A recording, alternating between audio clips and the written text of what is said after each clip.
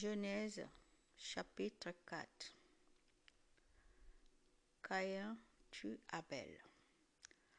L'homme s'unit à Ève, sa femme. Elle devient enceinte et elle met au monde Caïn. Puis elle dit: avec l'aide du Seigneur, j'ai donné la vie à un petit homme. Elle met aussi au monde Abel, le frère de Caïn. Abel devient berger et Caïn cultive la terre.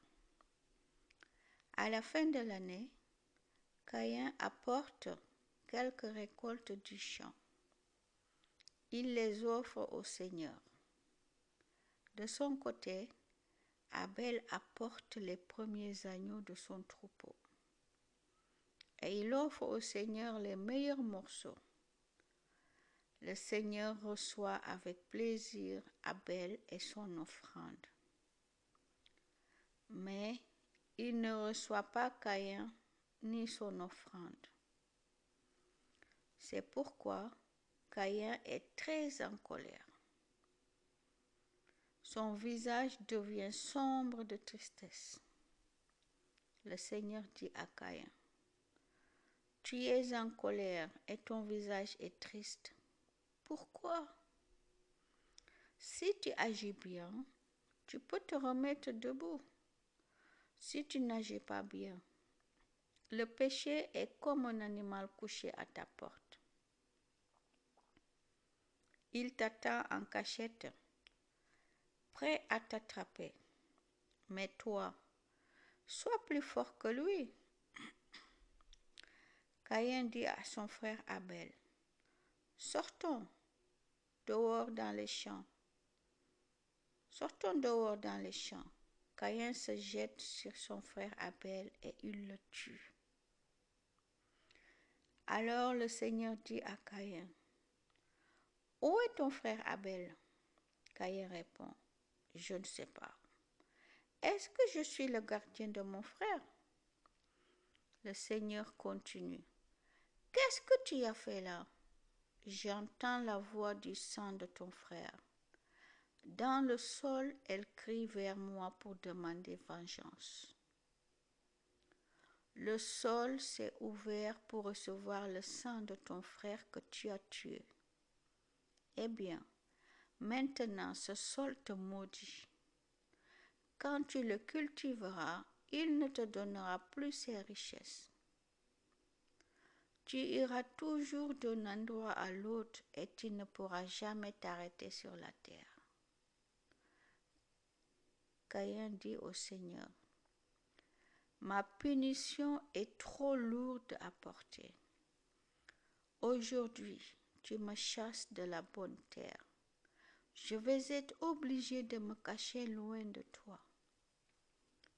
J'irai toujours dans un endroit à un autre et je ne pourrai jamais m'arrêter sur la terre. Et celui qui me trouvera pourra me tuer.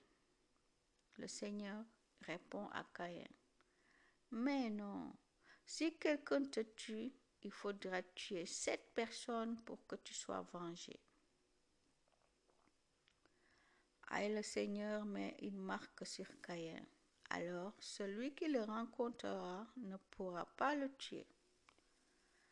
Caïn part loin du Seigneur. Il va habiter au pays de Nod, à l'est d'Éden. La famille de Caïn. Caïn s'unit à sa femme. Elle devient enceinte et elle met au monde Enoch.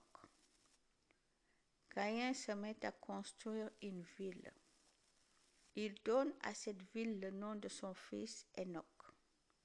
Enoch a un fils, Irad. Irad a un fils, Mehujael. Mehujael a un fils, Lémec. Lémec prend 2 femmes. La première s'appelle Ada. La deuxième s'appelle Silla. Ada met au monde Yabal. C'est l'ancêtre de ceux qui habitent sous des tentes et élèvent des troupeaux. Son frère s'appelle Yubal. C'est l'ancêtre de tous ceux qui jouent de la cithare et de la flûte. Sila met au monde Tubal-Caïn.